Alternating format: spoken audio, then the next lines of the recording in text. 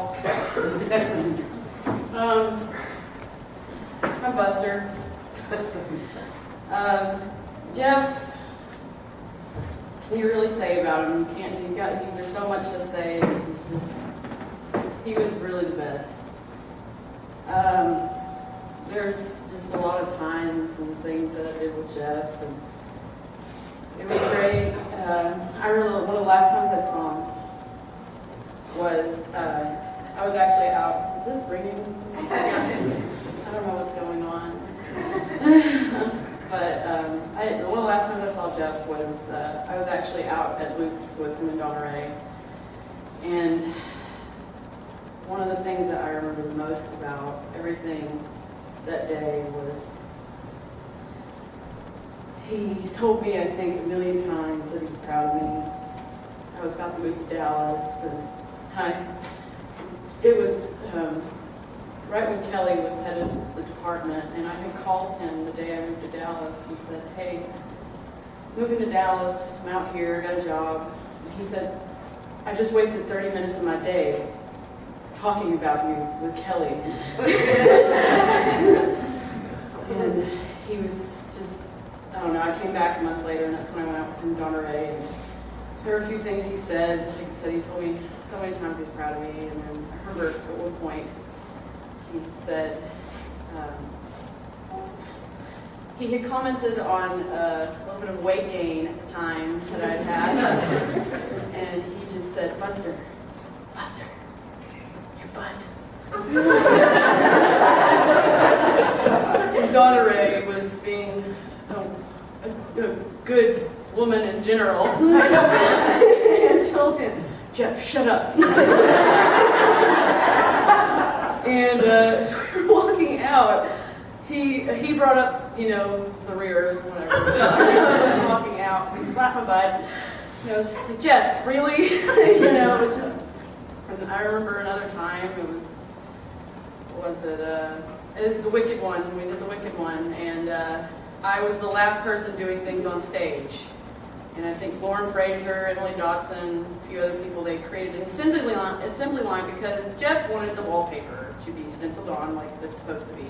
It had to be 3 different colors of green because he demands the best. And he kept teasing me all night about my green hair and my green fingernails.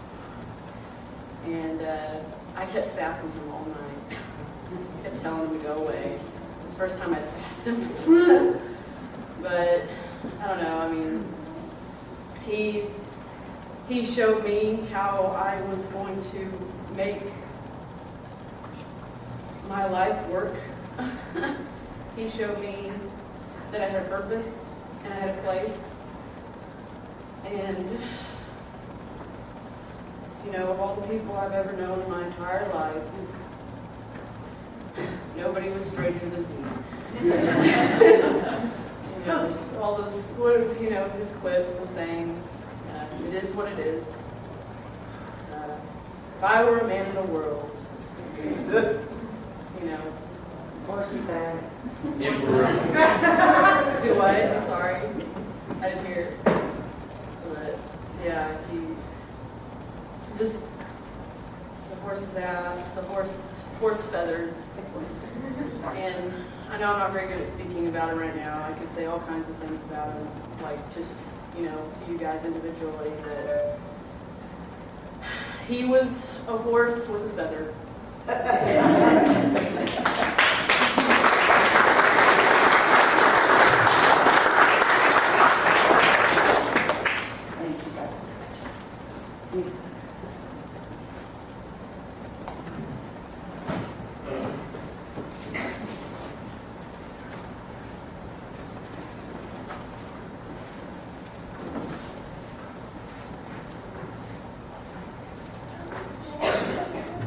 Hello, everyone. My name is Jody Neff. I don't know as many of you as I wish I did. Jeff and I had a bit of a rocky relationship at the beginning. I was an English major and came in as a theater minor. In all actuality, I wanted to be a band teacher, but I suck.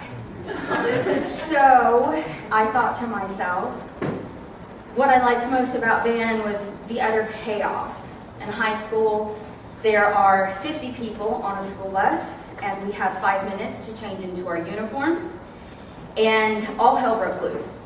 Guys are putting on girl pants, people are not wearing the clothes underneath they should, and it was chaos. That's all I can say. And I thought to myself, I had a year left in English, and I thought to myself, I am not where I'm supposed to be. None of these people are like me, and I hate them, frankly. Boring people. I could do the work, I was good at it, but I didn't feel like I fit in. So it hit me one day. I am very religious, and I feel that God helps guide me. And I went to talk to Randall, and I felt that perhaps theater would be the next best thing in chaos. It was literally throwing a dart at a dartboard. I came in the second semester. Acting 1, I couldn't take. I started out in acting 2 and all of the second classes. And Randall told me it was a sink or swim situation. I was going to drown or I was going to make it. Luckily, I made it. And when I met Jeff, I was so scared of him. The first day, he takes me out onto main stage, and he says in that voice, and I've never been super wanted to be the center of attention. Of course, I'm crouching in the back, hoping he's not going to notice me, but let's face it, I'm a big girl and I wear colorful colors, so he was going to find me. So he did, and he brings me to the front, and he says in that voice, "Miss Neff, where's the Indian?" I have no idea what he's talking about. And I'm looking around and I'm thinking, this is a trick question. There is an Indian somewhere. This is theater, you know, I didn't know. I was like, there's someone dressed as an Indian hiding in here somewhere. And I kept looking and I kept looking, and he's like, "It's there, Miss Neff. You have to find the Indian." And I'm practically on the verge of tears, and someone finally leans over and said, "He's not talking about a real Indian." And I was like, well, why didn't he just say that? Because that's not Jeff. Like Gator said, my foreign language was Jeff. I should have gotten an MBA because I now speak Jeff. I went home and cried that first day. I wasn't sure if it was for me. But I came back, and slowly but surely, I earned my place. All I've ever wanted to do my whole life was be a teacher. When I was a sophomore in high school, I started teaching kindergarten. And then through Lamar, I got to teach kid rights. And through college, I got to teach high school. And I'm of the opinion that if I touch one person's life, just one, then my lot in life will have been fulfilled. And I sit here and I look out at all of you. And Jeff touched so many people. And I, for one, am sorry I didn't tell him how much he meant to me. When I was in school, I suffered from horrible depression and anxiety that I kept from everyone because I didn't want special treatment. I wanted to get by. I didn't want to rest on my laurels. But Jeff knew towards the end. And I can remember telling him some of the stuff he had told me. And he taught me to paint, something I've always wanted to do. And he helped me understand color. And whenever I paint, I think of him. And he was always really hard on my paintings. And he would tell me that my paintings were so boring that they deserved to be hung in the backdrop of a show. because no one would take notice of it. I'm afraid of color. So I wear my pink sweater today to show Jeff I am not so afraid of color. And when I told him about that, I can remember him saying, "Oh, you should have slapped me." I, like Buster, got to spend many a night at Lamar. And Axel, we talked about you a lot. Donna Ray apparently had been sick or had something to do, and he took you to the doctor. And he was talking about you, and he said he stood there, and he was like, "I didn't know what to do. I stood there like a bumbledick." And I'm painting, and of course I stop, and I was like, "A bumbledick?" And he said, "Yes, a bumbledick." And I was like, "Well, I guess you're a bumbledick then, Jeff." He was so proud of you. We all are so proud of you. And in the darkest hours of my depression, and you're facing that precipice, wondering whether or not it's time to give in, Jeff was there. He helped pull me back. His teachings and his support, I will never forget Jeffrey. I gave him plenty of problems, not gonna lie. I love to push the envelope with Jeff. He asked us to turn in something that was a painting or a drawing that was supposed to express emotion. I'm sure most of you did this. Happiness, joy.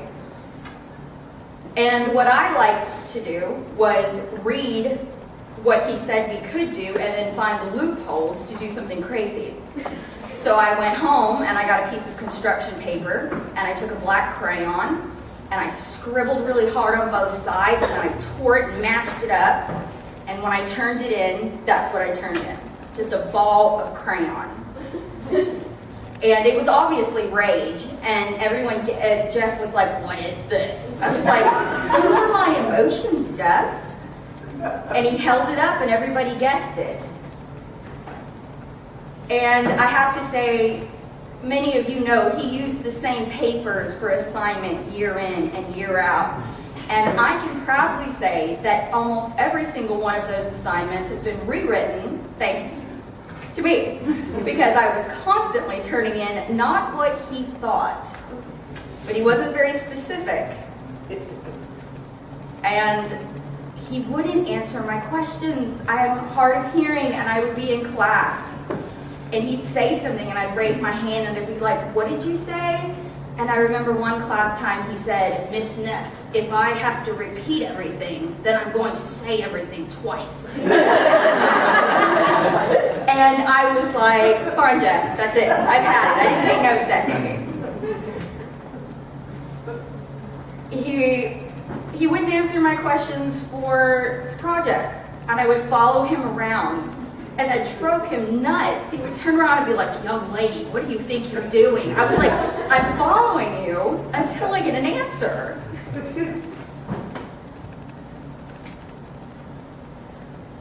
Jeff reminded me very much of my father, and I was always seeking his approval. He helped change my life. You helped change my life. You gave me a place to belong, a place where I'm not a freak or weird, a place where people think like me. And I can never thank Donna Ray or Axel or his brothers and sisters enough for you sharing him. He is a wonderful man. And I will never forget him. One more thing. I would like to let everyone know that Leslie Mazda, I call her Mazda, so much easier, the car. Leslie Mazda did her best to be here. She is hurting, and her prayers go out to you. She did everything she could to be here. but it didn't happen. But like Buster, she spent a lot of time with Jeff. And I know that Jeff has touched all of our lives in some unique way. And I just ask you, I don't think Jeff would want us to be sad. I like to think that he's up in heaven, Thirst Universe cup in one hand and painting with new colors. His memory will live on as long as we keep continuing our art, whether it has to be a painting, a sculpture, or his family, Axel growing up and getting married, and we're all so proud of you. So I thank you for letting me speak, and I hope that he touched your life like he touched mine. I am not the same person I was before I came to Lamar Theater. And I pray and thank God for that. Thank you.